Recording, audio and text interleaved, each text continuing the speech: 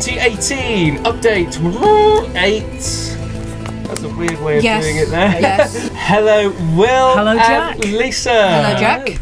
Hello. I'm very excited because I've had a nightmare of the day today. I You spent have. most of the time on the side of the road with my mother. Yeah. Change 2018. Yes. What weird way are we going to look at the word change this week? I think we've already done this, but we're going to go back over it because it really is important, especially when it comes out of last week with the huge big news about the change in the law. Yes. And the homeless reduction bill, not the housing reduction bill, as I well, referred to well, it last week. yeah. The way we're going to look at change this week is how that was a huge thing. The change in the law was a huge thing, but it was brought about by lots of little things. And sometimes seeing the amount of homeless people in a city, if you go anywhere like Birmingham or Manchester or London, sometimes even Stafford, there can be an inordinate number of homeless people, and it can feel like just putting a box of beans in a green bin in a supermarket or donating some money to us doesn't seem like you're doing enough. But what we want to talk to you about this week is how small, tiny changes in your life can make a real big change in the wider world. So, Will. Right. Well, Lisa and I were having a bit of a chat, but I was also observing this morning.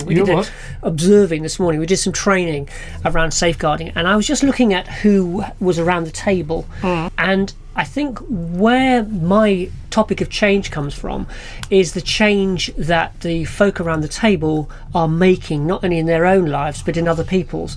And it was a whole range of helpers and also some volunteers, and for various different reasons their life has brought them to spend time at House of Bread for one reason or another. And we don't judge and we don't pry, but suffice it to say that all the people around that table were all making changes in their lives and impacting positively on the changes that are happening in other people's lives. And I think what I was sort of thinking through is we have some amazing grand gestures. You know, we've got the charity dinners that we organise, we've got the amazing Ollie running the London Marathon, as you say, the Homeless Reduction Act that has gone through Parliament last week. Some big, I like how you put that third. Changing the law after a charity dinner and running the marathon. You know, but those are big changes. But I think what daunts a lot of people, as you said, Jack, is that somehow it's inevitable that life will go on the same it is and there's no possible change. I would include you two in this as well. Doing this job, it can feel like a thankless task. Not a thankless task, it can feel like a never-ending trudge through something that we cannot change people's lives. People just keep coming back and back and back to us. But it just takes that one change and it makes everything worth it. And in the 8 years that we've been running, we have seen some monumental changes, not only in what we do in terms of our service provision, but actually in people's lives. And it's the small changes that make the big differences. Yeah. And so I think if you're sitting there thinking, gosh, where do I begin? How do I start? Well, first of all, email us, inquire, come and see. It's all about quality, not quantity. We bang on about that because that is so important. People's gifts are varied as individuals are, aren't there? Some people can do frontline stuff, some people can do back office stuff, some people can work in the kitchen. Some people are worth their weight in gold, some people give their weight in gold. It's all the different thing here. Where was that? If I played that back, you could probably see the expression on my face when I thought of that and then waited for you to finish. Somebody spoke to me ages ago, I remember, about recycling, and they were saying, well, what difference does it make if I take my one tin and put it in the recycle bin? China are doing this, that and the other. Absolutely, that is the way, but unless we all change, nothing will change. If certain famous people, and I won't pick any one particular, but lots of famous people who've done amazing things in their lives, they all started by making something happen, didn't they? They picked up the pebble, they did the thing, they did their act of kindness. I mean, Andy, it's completely off topic, but the whole thing around plastics and people look at all of that. Really starting to not do anything with plastics. That's years and years and years having it drip fed into you.